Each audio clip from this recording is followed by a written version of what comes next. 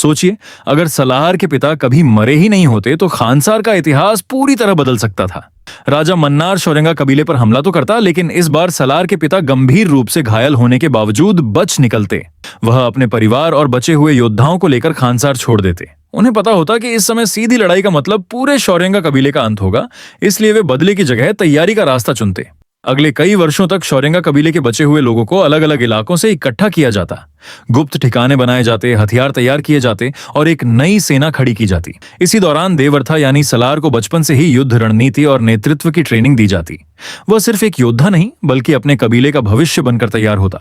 दूसरी ओर खानसार में राजा मन्नार का शासन पहले से भी ज्यादा क्रूर होता जाता। कई कबीले उसके फैसलों से असंतुष्ट होने लगते और धीरे धीरे उसके खिलाफ माहौल बनने लगता। इसी कमजोरी का फायदा उठाने के लिए शौर्यंगा कबीला अपनी वापसी की योजना तैयार करता। युद्ध शुरू होने से पहले शौर्यंगा के लोग खानसार के अंदर अपने गुप्त समर्थक बना लेते। कई कबीले जो पहले राजा मन्नार से डरते थे अब शौर्यंगा के साथ आने लगते।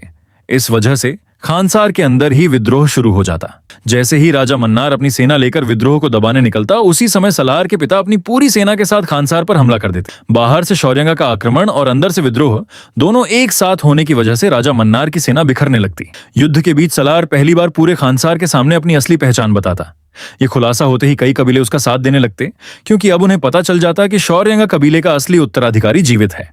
अंतिम युद्ध में राजा मन्नार की सेना हार जाती और उसका शासन समाप्त हो जाता।